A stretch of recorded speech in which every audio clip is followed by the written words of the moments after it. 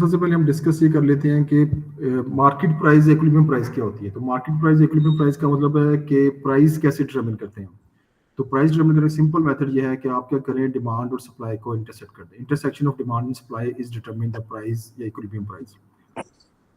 इसका मतलब है ये वो पॉइंट है जहां पे प्राइस इस प्राइस के ऊपर क्वांटिटी डिमांडेड क्वांटिटी सप्लाई हमारी सेम है। अगर इससे ऊपर जब प्राइस जाएगी तो ये अगर फोर्स प्राइस है तो इसे हम कहते हैं ये ऐसा पॉइंट है जिसे हम कहते हैं डिसइक्विलिब्रियम। तो डिसइक्विलिब्रियम का मतलब है कि यहाँ पे सप्लाई ज्यादा है और डिमांड कम है, या इसे एक्सेस सप्लाई भी कह सकते हैं।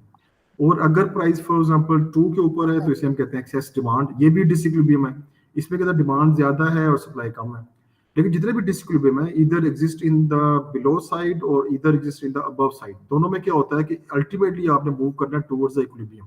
All disequilibrium move towards the equilibrium. ये डिसइक्विलिब्रियम जितना मर्जी नीचे हो ये अल्टीमेटली इक्विलिब्रियम की तरफ मूव करेगा, और ऊपर भी जितना मर्जी डिसइक्विलिब्रियम हो ये भी अल्टीमेटली इक्विलिब्रियम की तरफ मूव करेगा। ये सिंपल सा कंसेप्ट आपने ज़हन में रखना है।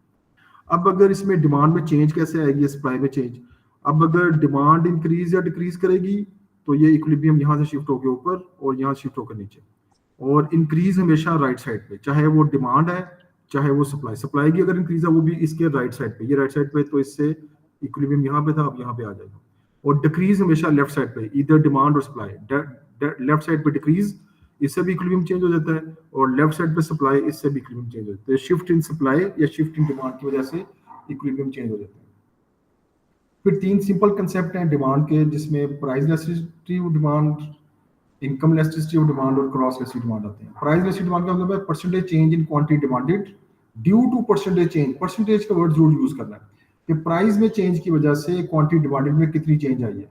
वो जो चेंज आई है उसके 5 पॉसिबल एक्सपेक्टेड आंसर हैं, और वो 5 पॉसिबल एक्सपेक्टेड आंसर क्या हैं। अगर इसका आंसर ग्रेटर देन 1 आता है, इसका मतलब कि आपने थोड़ी सी प्राइस चेंज किया लेकिन डिमांड में ज्यादा चेंज आई है, इसे कहते हैं फ्लैटर कर्व बनती है। एक होता है पीडी इक्वल टू 1, इसमें क्या होता है कि जितने परसेंट प्राइस चेंज करेंगे उतने परसेंट डिमांड चेंज होगी। इसमें सीधी लाइन बनेगी या पैराबोलिक कर्व बनती है, इसे हम इलास्टिक यूनिटरी इलास्टिक कहते हैं। तीसरा केस है पीडी लेस देन 1, इसे कहते हैं रिलेटिव इनइलास्टिक, यानी कि आपने प्राइस चेंज की लेकिन डिमांड में ज्यादा चेंज नहीं आई। जब ज्यादा चेंज नहीं आई तो इसे कहते हैं पीडी इनइलास्टिक है। इसमें ये जो कर्व बनती है स्टीपर बनती है पीडी लेस देन 1। 3 केस हो गए, इलास्टिक, यूनिटरी इलास्टिक और इनइलास्टिक। फिर 2 एक्सट्रीम केस हैं कि आपने प्राइस तो चेंज नहीं की लेकिन डिमांड चेंज हो जाती है। फॉर एग्जांपल ये आगे चली जाती है डिमांड, इसे कहते हैं, इसमें पीडी इनइलास्टिक है, जैसे कहते हैं परफेक्टली इलास्टिक या इनफिनिट इलास्टिक भी कहते हैं। ये 2 एक्सेप्शनल केस हैं इसके। और एक है पीडी जीरो, इसे कहते हैं परफेक्टली इलास्टिक या जीरो इलास्टिक, कि आपने प्राइस जितनी मर्जी चेंज कर दें लोग इसकी डिमांड चेंज नहीं करेंगे, जैसे पेट्रोल है, वाटर है, इस तरह चीजें। और ये जो इनइलास्टिक वाली एग्जांपल है, परफेक्टली इलास्टिक वाली एग्जांपल, कि रेट आपका सेम है लेकिन डिमांड इंक्रीज या डिक्रीज करती है। मैकडोनल्ड की एग्जांपल ले लें कि वीकेंड के ऊपर प्राइस उनकी सेम होती है, मेन्यू उनका सेम है, लेकिन वीकेंड के ऊपर रश ज्यादा होता है या ज्यादा लोग इसे यूज करते हैं और आम दिनों में से कम यूज करते हैं। फिर दूसरी इस चैप्टर के अंदर जो इंपॉर्टेंट चीज है पीडी में, वो रिलेशनशिप बिटवीन टोटल रेवेन्यू और प्राइस इलास्टिक डिमांड है। अगर प्रोडक्ट हमारी इलास्टिक है, एज ए प्रोड्यूसर हम ये देखेंगे कि अगर हमारी प्रोडक्ट इलास्टिक है तो हम उसकी प्राइस कम कर दें। थोड़ी सी प्राइस कम करेंगे तो बहुत ज्यादा लोग उसकी डिमांड करेंगे और रेवेन्यू हमारा राइज कर जाएगा। ये उस केस में है जैसे लग्जरीज प्रोडक्ट हैं, जैसे खाटी है, फोकस है। और दूसरा केस इसका ऑपोजिट है, जब न्यू अराइवल्स उनके आते हैं तो उसमें प्राइस राइज कर जाती है, फिर उसकी लोग डिमांड कम करते हैं तो रेवेन्यू भी कम हो जाता है। तो वी कैन से दैट कि इफ इलास्टिक प्रोडक्ट है तो एज ए प्रोड्यूसर हमें पता होना चाहिए कि हमारी प्रोडक्ट इलास्टिक है फॉर द कंज्यूमर, तो हम उसकी प्राइस कम करेंगे तो हमें रेवेन्यू ज्यादा होगा। तो ये हम प्राइस स्ट्रेटजी, ये बिजनेसमैन इस कंसेप्ट को यूज करते हैं।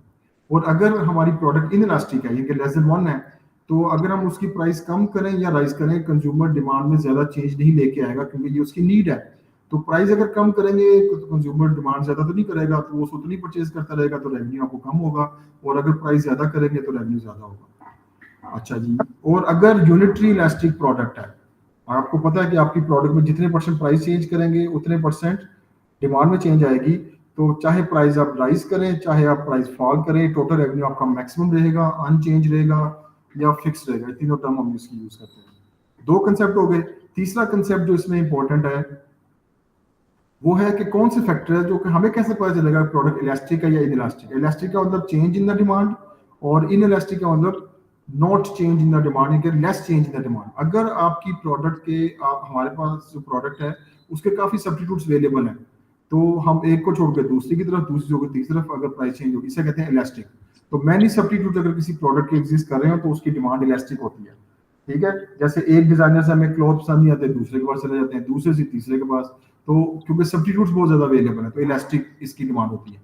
देखिए कुछ ऐसी चीजें होती हैं जिसके सब्स्टिट्यूट्स कम है, हम चेंज नहीं कर सकते, जैसे पेट्रोल है, तो पेट्रोल से हम कहाँ जाएंगे, सीएनजी की जाएंगे, तो इससे दो लेस सब्स्टिट्यूट्स हैं, तो इनकी जो डिमांड होती है वो इलास्टिक, लेकिन लेस चेंज आएगी। फिर नेसेसिटी जो होती है वो नीड है, तो उसकी हम डिमांड चेंज नहीं करते, वो इलास्टिक। लग्जरी की डिमांड हम प्लस माइनस करते रहते हैं, तो इलास्टिक। जिन प्रोडक्ट में हम एडिक्टिव हैं या ब्रांड लॉयल्टी है उसको हम चेंज नहीं करते, तो वो इलास्टिक। जिसकी नॉन एडिक्टिव चीजें हैं या ब्रांड लॉयल्टी कम या ज्यादा हम कर सकते हैं, तो वो इलास्टिक होती हैं, उसे चेंज कर सकते हैं। एक प्रोडक्ट आपको इमरजेंसी में चाहिए, अभी चाहिए, शॉर्ट रन में चाहिए, तो उसकी नीड जरूरी है, तो वो इनइलास्टिक। लेकिन लॉन्ग रन में जिसको पोस्टपोन कर सकते हैं, जैसे फ्रिज है, टीवी है, ये लॉन्ग रन में चीजें यूज होती हैं, तो इसको हम बड़ा सोच समझ के आराम से परचेज करते हैं, तो उसको हम इलास्टिक जो होती है इसकी डिमांड। फिर अगर हमारा परसेंटेज ऑफ इनकम स्मॉल लग रही है किसी गुड के ऊपर, तो उसकी हम प्राइस चेंज से चेंज नहीं करते, इन इलास्टिक। जैसे मैच बॉक्स है, माचिस की डिब्बी है, तो अगर आपकी 1 लाख रुपए इनकम है और 5 रुपए की डिब्बी जो है वो 10 रुपए की हो जाती है, तो हम उसको उसकी डिमांड चेंज नहीं करेंगे। स्मॉल परसेंटेज ऑफ इनकम है तो उसकी जो डिमांड है वो इलास्टिक होती है। अगर large percentage of change of income होगी तो उसको हम चेंज कर लेते हैं। रेंट ऑफ द हाउस है, तो वो क्या होता है कि वो उसकी डिमांड परसेंटेज ऑफ इनकम ज्यादा यूज हो रही होती है, तो उसको हम चेंज कर देते हैं, क्योंकि वो लार्ज परसेंटेज ऑफ इनकम जो है वो हमारा यूज हो रहा होता है उसके ऊपर, ठीक है। तो ये सिंपल कंसेप्ट था पीईडी का।